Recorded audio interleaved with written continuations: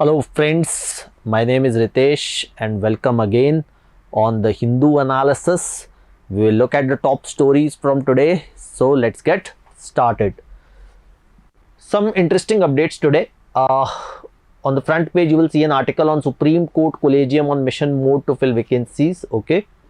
Then a very interesting panel report on railway sector reforms.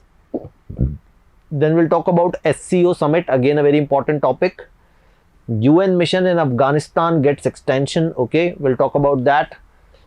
Joe Biden unveils plan to cut methane emissions. So update related to environment, again very important. GST council meeting, economy and facility to deepen corporate bond market on anvil, again a topic related to economy. So a host of different avenues to explore. Let's get started with the first one. Supreme court collegium on mission mode to fill vacancy. देखो पिछले कुछ time में ये हमने classes में भी बात की है कि supreme court is proactively working towards filling judicial vacancies. ठीक है, चाहे वो सुप्रीम कोर्ट में 9 जजेस का अपॉइंटमेंट हो, बाद में हाई कोर्ट के लिए 68 नेम्स क्लियर करना हो, बाद में कुछ परमानेंट जजेस बना देना हो, ठीक है, गवर्नमेंट को ट्रिब्यूनल्स फिल करने के लिए करना हो. तो ये इनफैक्ट इस साल एक इंपॉर्टेंट टॉपिक हो सकता है, जुडिशियल अपॉइंटमेंट्स. ठीक है, तो अभी सुप्रीम कोर्ट ने कुछ और इनिशिएटिव लिए. Supreme court collegium headed by mister chief justice of India NV Ramana. इन्होंने क्या किया है, इन्होंने 8 new chief justice for high court, ठीक है, एलिवेट किए. बेसिकली जो हाई कोर्ट जजेस थे उनको चीफ जस्टिस के तौर पे एलिवेट किया है. So there are 8 new chief justice for high courts, transfer of 5 high court chief justice and shuffling of 28 high court जजेस across the country. So a major appointment and reshuffling is going on in the judicial circle led by Supreme Court Collegium. Front page news article है ये. ठीक है, यहां पर हमने थोड़ी बात की जुडिशियल अपॉइंटमेंट्स की. अब देखो ये जो आज का मेजर हमारा जो टॉपिक रहेगा वो है major restructuring of railways on anvil. तो बेसिकली रेलवे, इंडियन रेलवेज एक बहुत बड़ा ऑर्गेनाइजेशन है. ठीक है, और काफ़ी सारी उसकी अलग अलग डिवीज़न्स हैं, चाहे वो रेलवे पैसेंजर ट्रेन्स हों या फ्रेट ट्रेन्स हों या रेलवे गोडाउन्स हों या रेलवे स्कूल्स हों या रेलवे हॉस्पिटल्स हों या रेलवे कॉलोनीज़ हो. एक बहुत बड़ा अपने आप में एक ऑर्गेनाइजेशन है इंडियन रेलवेज़. और इस ऑर्गेनाइजेशन के रिफॉर्म के लिए अभी एक पैनल ने कुछ सजेशंस प्रपोज किए हैं. So Indian railways is heading for a major restructuring plan. The recommendations of principal economic adviser Sanjeev Sanyal. तो कौन से पैनल ने रेलवे रिफॉर्म सजेस्ट किए? संजीव सान्याल पैनल ने, who is the principal economic adviser. अब देखते हैं इन्होंने क्या सजेस्ट किया है. इन्होंने कहा है कि he calls for winding up. उन्होंने कुछ रेलवे डिविजन्स को तो बंद करने के लिए कह दिया है. कौन से? Central organisation for railway electrification उन्होंने कहा बंद कर दो. ठीक है, then central organisation for modernisation of workshops बंद कर दो. Centre for railway information system बंद कर दो. Indian railway organisation for alternative fuel ये बंद कर दिया गया है. ठीक है, अभी थोड़े दिन पहले हमने बात की थी Indian railway organisation for alternative fuel, जो कि रेलवेज को हाइड्रोजन फ्यूल सेल से चलाने वाला प्रोजेक्ट था, जिन सोनीपत वाला, इफ यू रिमेंबर हमने वो सारी बातें की थी, जो अब रेलवे बोर्ड को ट्रांसफर कर दिया गया. इसके प्रोजेक्ट्स इंटैक्ट है बट ये ऑर्गेनाइजेशन बंद कर दिया गया. क्यों? क्योंकि रेलवे में बहुत सारा ड्यूप्लीकेशन हो रहा था. ये सब क्यों बंद कर दिए गए हैं? क्योंकि एक ही काम को करने के लिए 2 अलग अलग ऑर्गेनाइजेशन, 3 अलग अलग ऑर्गेनाइजेशन बनाए हुए थे, तो उन सबको मर्ज किया जा रहा है, उन सबको एक यूनिट बनाया जा रहा है. तो जैसे फॉर एग्जांपल CRIS के बारे में हम बात करें, सेंट्रल रेलवे इंफॉर्मेशन सिस्टम, इनको कहा है कि इसको आप IRCTC के साथ मर्ज कर दो, क्योंकि IRCTC भी बेसिकली वेब प्लेटफॉर्म्स पर ही काम कर रही है. ठीक है, सिमिलरली रेलटेल जो टेलीकॉम इंफ्रास्ट्रक्चर और optical fibre around railway tracks का काम देखती है, उसको भी उन्होंने कहा कि आप IRCTC के साथ मैनेज कर दो, IRCTC के साथ मर्ज कर दो. ठीक है, आप रेदर देन एक अलग अलग कामों के लिए अलग अलग ऑर्गेनाइजेशंस के बजाय जो सिमिलर काम करने वाले हैं उन सबके लिए एक सिमिलर ऑर्गेनाइजेशन बनाओ, ताकि कॉस्ट एफिशिएंसी और ऑपरेशनल एफिशिएंसी को अटेन किया जा सके. फिर rail India technical and economic service को उन्होंने कहा कि आप एक्वायर कर लो ब्रैथवेट एंड कंपनी, जो कि एक सिक यूनिट है रेलवेज के अंडर, उसको कहा कि आप एक्वायर कर लें. फिर रेल लैंड डेवलपमेंट अथॉरिटी और Indian railway station development corporation, दोनों का काम रेलवे स्टेशन का डेवलपमेंट है. तो जब दोनों ही रेलवे स्टेशन बना रहे हैं तो 2 ऑर्गेनाइजेशन की क्या जरूरत है? एक ऑर्गेनाइजेशन से ही काम चल सकता है. तो उन्होंने कहा इनको भी मर्ज कर दिया जाए, इनको में से एक को ही रिकॉग्नाइज किया जाए.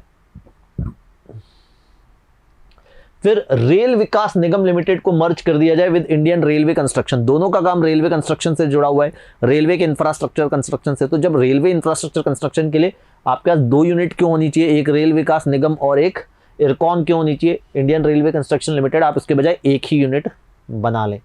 ठीक है। उसके अलावा merger of railway schools with केंद्रीय विद्यालय, इसमें इन्होंने एक बड़ा इंटरेस्टिंग पॉइंट दिया। इन्होंने बोला रेलवे के जो स्कूल्स हैं उनमें रेलवे के बच्चे तो पढ़ नहीं रहे, उसमें एक बहुत छोटा प्रोपोर्शन है कि इसमें जो रेलवे एम्प्लॉइज़ के बच्चे पढ़ रहे हैं, तो फिर आपको रेलवे स्कूल्स अलग से मेंटेन करने की क्या ज़रूरत है, आप उनको केंद्रीय विद्यालय के साथ मर्ज कर दीजिए। ठीक है, और उनको जो स्टेट गवर्नमेंट्स को सौंप दीजिए। उसके अलावा इन्होंने कहा कि जो रेलवे की प्रोडक्शन यूनिट्स हैं, चाहे वो कोचेस बना रही हैं, चाहे वो लोकोमोटिव्स बना रही हैं, ठीक है, उन सबको एक बड़ी सेंट्रल पब्लिक सेक्टर एंटरप्राइज बनाई जाए और उसमें शामिल कर लिया जाए। इनमें 8 यूनिट उन्होंने आइडेंटिफाई किए, जैसे 3 तो कोच फैक्ट्रीज हैं, आईसीएफ चेन्नई जिन्होंने वंदे भारत एक्सप्रेस बनाई थी, इंटीग्रल कोच फैक्ट्री चेन्नई, फिर रेल कोच फैक्ट्री कपूरथला, फिर मॉडर्न कोच फैक्ट्री रायबरेली। ये तो कोच फैक्ट्रीज हैं जिनको ये कह रहे हैं कि एक यूनिट में आ जानी चाहिए। फिर लोकोमोटिव मैन्युफैक्चरिंग यूनिट्स में चितरंजन लोकोमोटिव वर्क्स, चितरंजन में जो वेस्ट बंगाल में है, then diesel locomotive works in Varanasi, diesel loco modernisation works in Patiala, and 2 rail wheel units, जो पहिए बनाने रेल व्हील यूनिट्स बनाने में, उसमें यलहंका बेंगलुरु एंड बेला इन बिहार। तो कुल मिलाकर के 8 यूनिट्स हैं जिनको ट्रांसफर करके ये एक सिंगल यूनिट बनाना चाहते हैं, एक single central public sector enterprise बनाना चाहते हैं। इसके अलावा merger of central training institutes with national rail and transportation institution. तो उन्होंने बोला कि अलग अलग ट्रेनिंग इंस्टीट्यूशंस के बजाय एक सिंगल ट्रेनिंग इंस्टीट्यूशन होना चाहिए।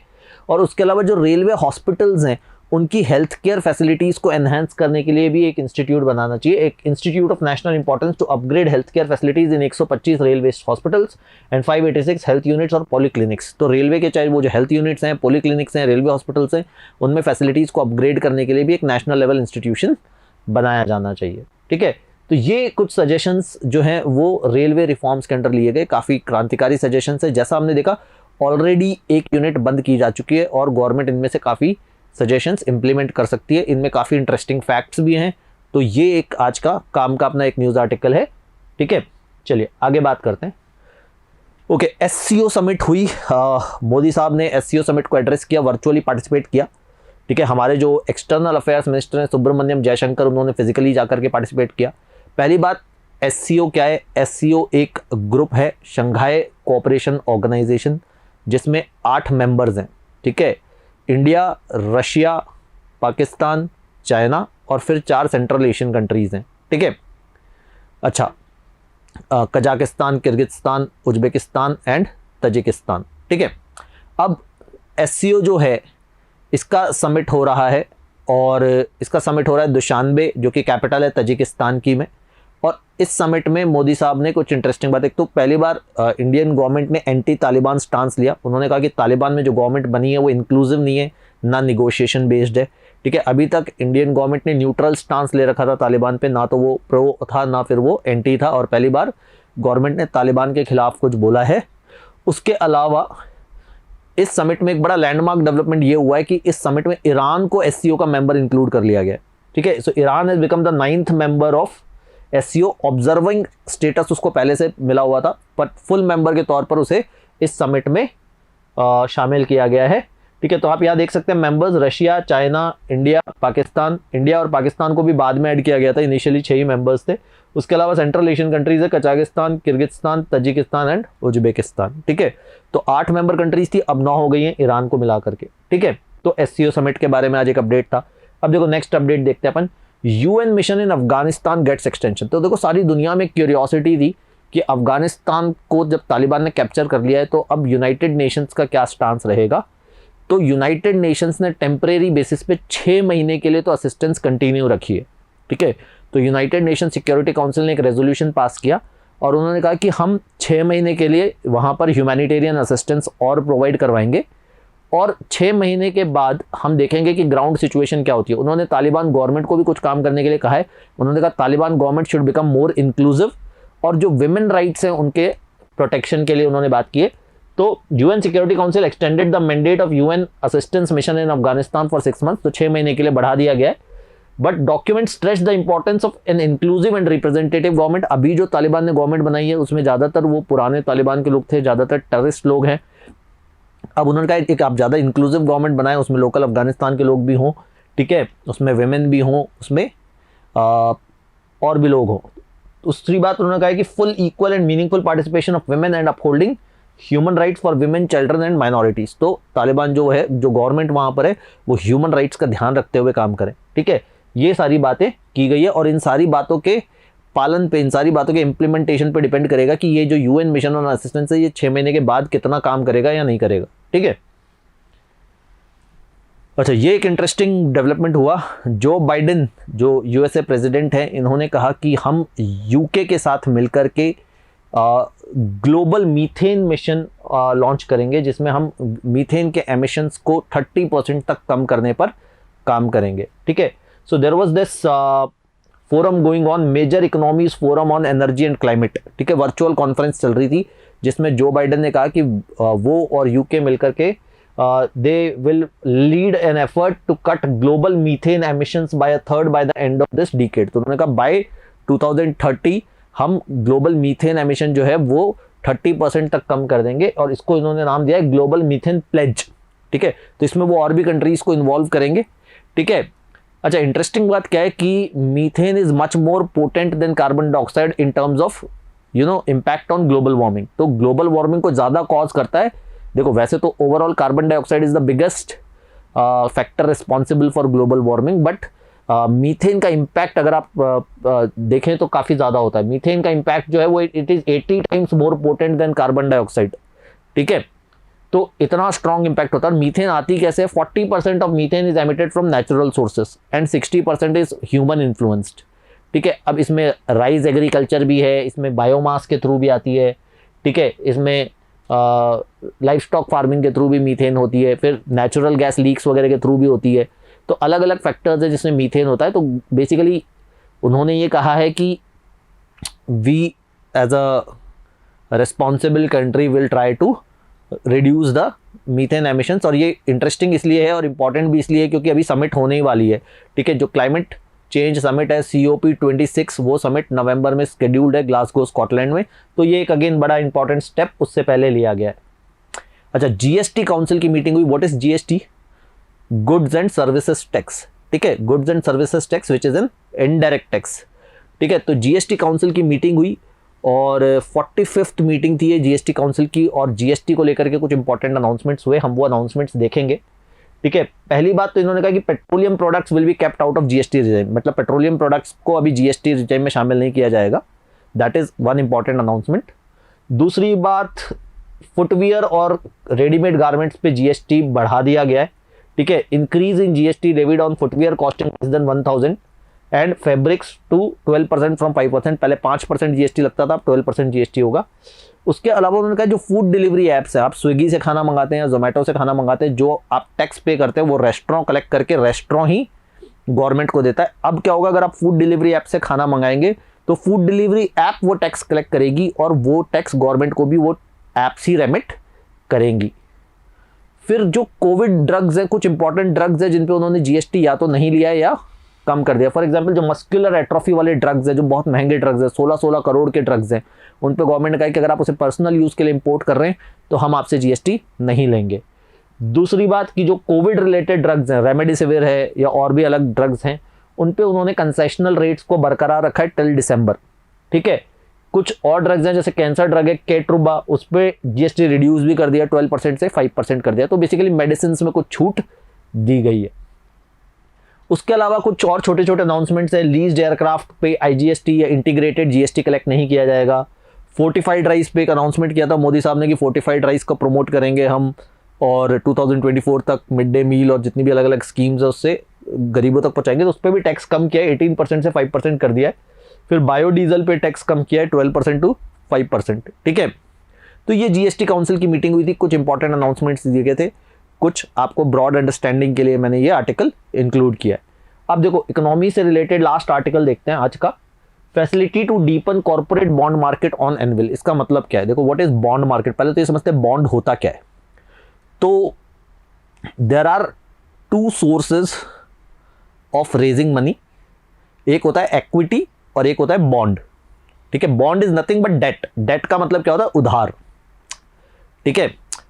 तो बेसिकली एक कंपनी एक कागज़ के टुकड़े पे लिख के देती है कि मैं आपसे इतना पैसा उधार ले रही हूँ और इतने टाइम के बाद इतना % इंटरेस्ट के साथ वापस कर दूंगी। उस कागज़ के टुकड़े को कहते हैं बॉन्ड, और ये कागज़ का टुकड़ा ट्रेड किया जा सकता है। बॉन्ड मार्केट्स क्या होते हैं, जहाँ पे कागज़ का टुकड़ा आपने खरीदा, कंपनी से किसी और को बेच दिया, किसी और ने किसी और को बेच दिया, इस तरीके से चलता रहता है। तो that is called basically a bond.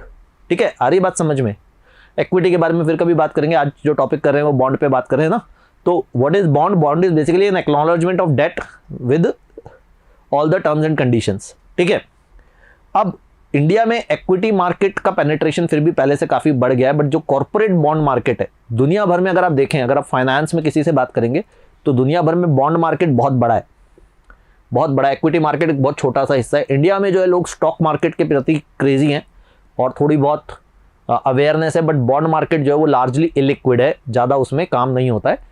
तो गवर्नमेंट जो चाहती है, गवर्नमेंट क्या चाहती है कि जो बॉन्ड मार्केट है वो भी वाइब्रेंट रहे, उसमें भी काफ़ी एक्टिविटी रहे, और उसके लिए गवर्नमेंट एक फैसिलिटी पे काम कर रही है। क्या फैसिलिटी पे काम कर रही है? उसे बैकस्टॉप फैसिलिटी का नाम दिया गवर्नमेंट ने। बजट में भी इस बात पर जिक्र किया गया था और उसी के बारे में आर्टिकल है कि एक बैकस्टॉप फैसिलिटी गवर्नमेंट काम कर रही है।